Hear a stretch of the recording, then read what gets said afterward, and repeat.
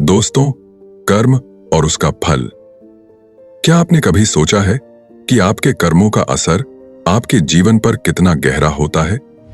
क्यों कभी कभी हमें तुरंत फल मिलता है और कभी हमें प्रतीक्षा करनी पड़ती है? या फिर क्यों कुछ लोग संघर्षों से घिरे रहते हैं जबकि दूसरों की जिंदगी सुखमय होती है? तो दोस्तों, जैसा कर्म वैसा फल, यह सिर्फ एक कहावत नहीं है, यह सृष्टि का नियम है।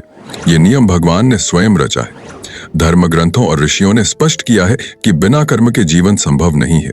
मनुष्य का जीवन उसके कर्मों का परिणाम है।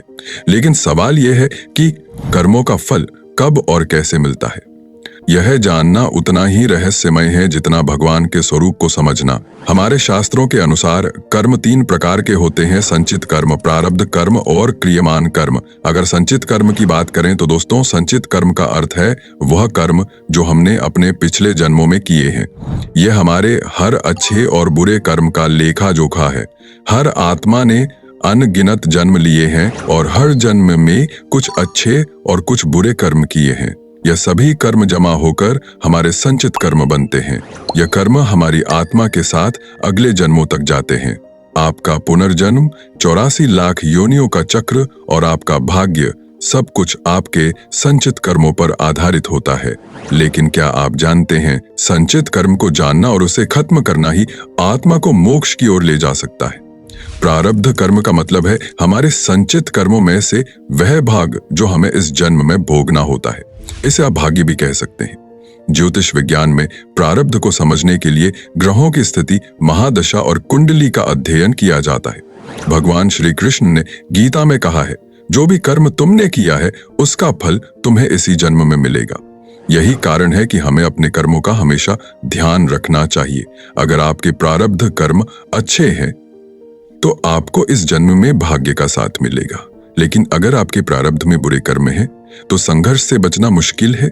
याद रखें, प्रारब्ध कर्म को बदलना असंभव है, लेकिन अपने वर्तमान कर्मों से आप अपने भविष्य को जरूर संवार सकते हैं। और अंतिम है क्रियमाण कर्म। यह वो कर्म है जो आप अभी कर रहे हैं।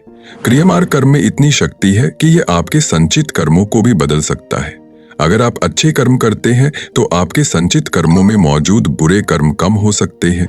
यही कारण है कि भगवान श्री कृष्ण ने कहा, कर्म कर, फल की चिंता मत कर। क्रियमाण कर्म आपके भाग्य को बदलने का साधन है।